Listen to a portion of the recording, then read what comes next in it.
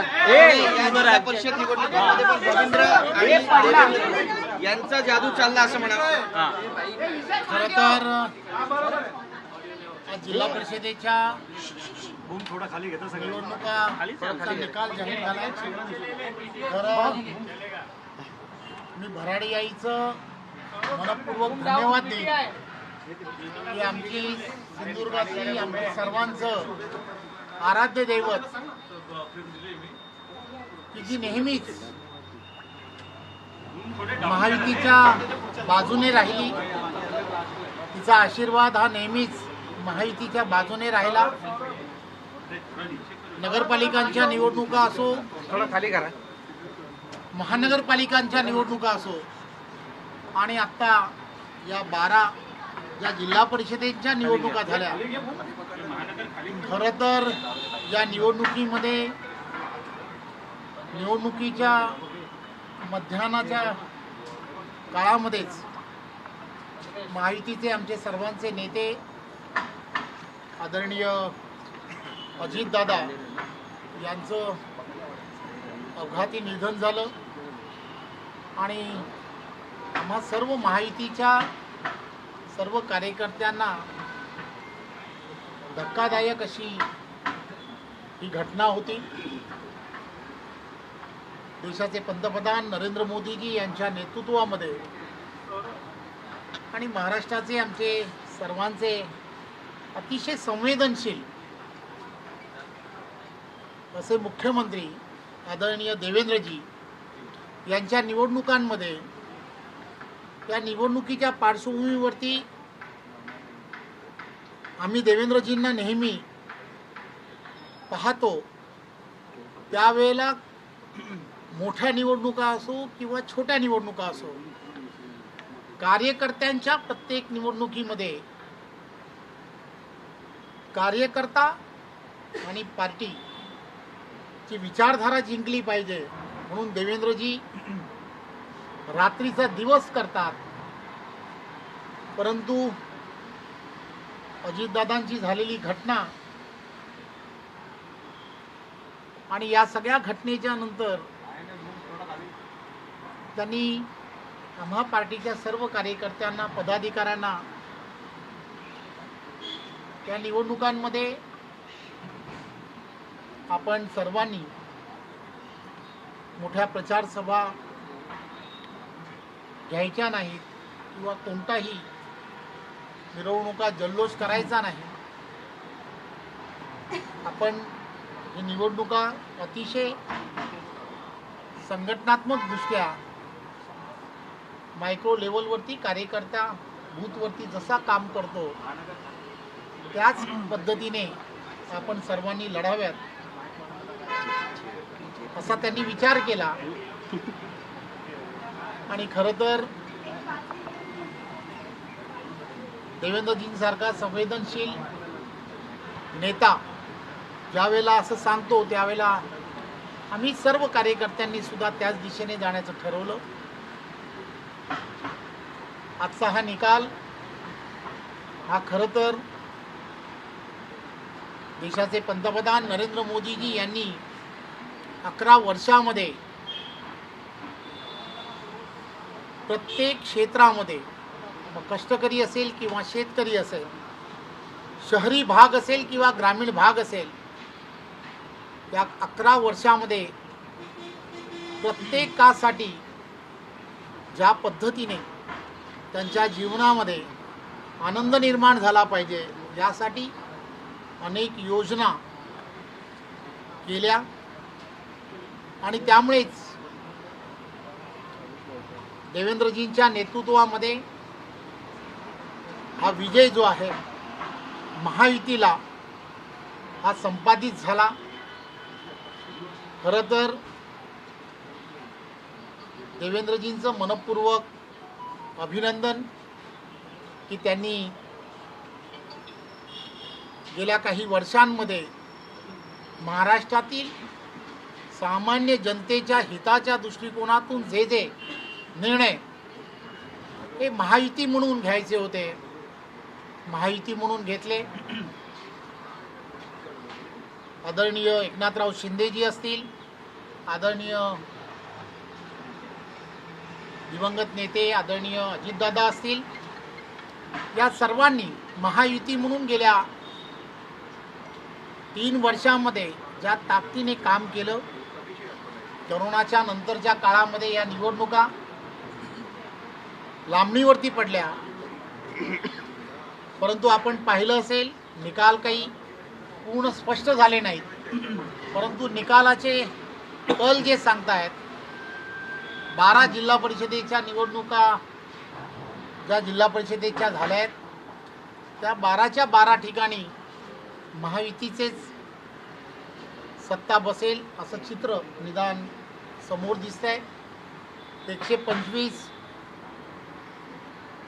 पेक्षा जास्त पंचायत समिती ज्या आहेत त्यामध्ये सुद्धा भारतीय जनता पार्टी 50 पेक्षा जास्त ठिकाणी सत्ता स्थापन करेल आणि महायुती तर या सगळ्या भागांमध्ये जवळजवळ जिल्हा परिषद आणि यांचे निकाल पाहता जे लोकप्रतिनिधी निवडून आलेत, महायुतीचे 80% जास्त लोकप्रतिनिधी हे निवडून येताना मोठ्या प्रमाणात दिसत आहेत. खरं तर हा विजय जो आहे हा विजय जनतेने दिलेला कौल आहे. मी महाराष्ट्रातील सर्व मतदारांचं खरं तर महायुतीच्या वतीने महायुतीच्या सर्व नेत्यांच्या वतीने त्यांचं मनपूर्वक धन्यवाद देतो आणि आभारी मानतो. आपण कोकणामध्ये जर पाहिलं असेल तर ठाकरे बंधूंची प्रचंड पिछेहाट झाली आहे. भाजप पुन्हा एकदा नंबर 1 ला झालाय.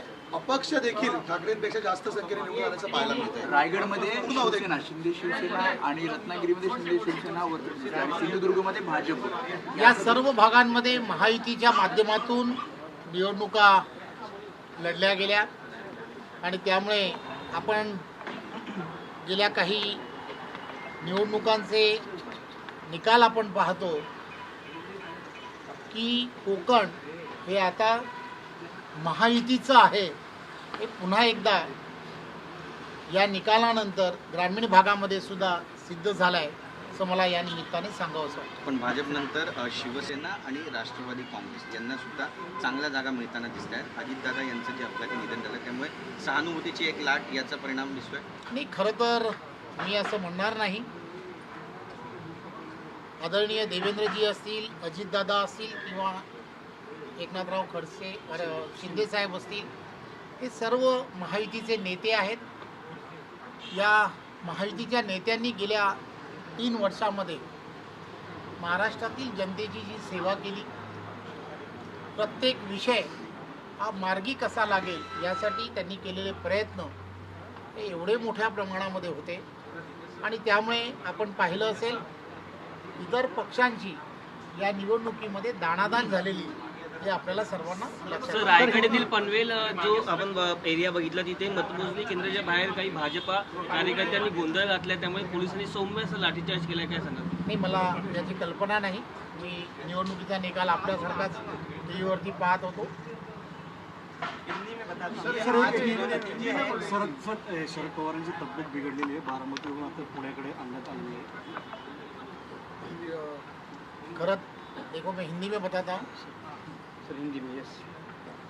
कि देश के प्रधानमंत्री नरेंद्र मोदी जी इनके नेतृत्व में और महाराष्ट्र में महाराष्ट्र के लोकलाड़ीले ऐसे हमारे संवेदनशील ऐसे मुख्यमंत्री आदरणीय देवेंद्र जी इनके नेतृत्व में ये जिला परिषद और पंचायत समिति के चुनाव भारतीय जनता पार्टी के माध्यम से हम इस चुनाव में उतरे थे. लेकिन आप सभी को मालूम है कि चुनाव के बीच ही में ही हमारे महायुति के नेता आदरणीय उप मुख्यमंत्री अजीत दादा जी का अकस्मात निधन हुआ और उस वजह से हमने सभी लोगों ने भारतीय जनता पार्टी के कार्यकर्ता पदाधिकारियों ने इस चुनाव में सभाएं नहीं लेना है ऐसा निर्णय लिया और चुनाव जो है वो बूथ लेवल पे कार्यकर्ताओं ने जाकर छोटी छोटी मीटिंग्स लेकर हमें ये चुनाव में सामने जाना है, ऐसे देवेंद्र जी ने निर्णय लेने के बाद हम सभी लोगों ने उसी तरह से चुनाव लड़ा। देवेंद्र जी के नेतृत्व में, आदरणीय एकनाथ शिंदे जी के नेतृत्व में और अजीत दादा के नेतृत्व में 3 साल में जिस ताकत से इस महाराष्ट्र में काम हुआ, उस वजह से महायुति को इस 12 जिला परिषद के इस पूरे चुनाव में सभी जगह पर जिला परिषद महायुति को ही मिलने का चिन्ह अब दिख रहा है। पंचायत समिति जो चुनाव हुए उसमें भी 125 जो है पंचायत समिति, उसमें भी 50 से ज़्यादा पंचायत समिति भारतीय जनता पार्टी जीतेगी। लेकिन ये पूरे के पूरे चुनाव में जो लोक प्रतिनिधि चुन के आने का जो चिन्ह दिख रहा है, जो कल कहते हैं, उसमें से ऐसा ध्यान में आ रहा है कि 80% से ज़्यादा महायुति के ही सभी प्रत्याशी चुनते आते हुए दिख रहे हैं।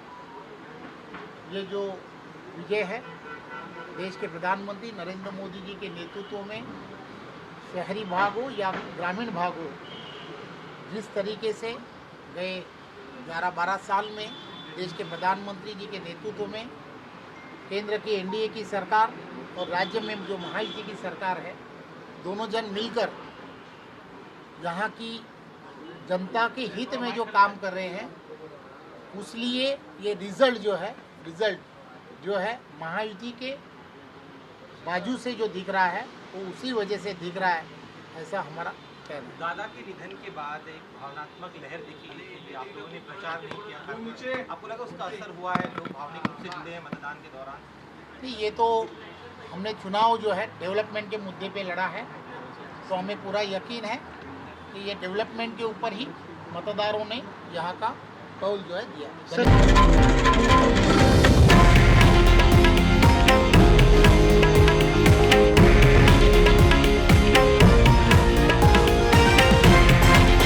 हे आहे देशातील नंबर 1 न्यूज नेटवर्क आणि आपण पाहत आहात TV9 मराठी, एकमेव।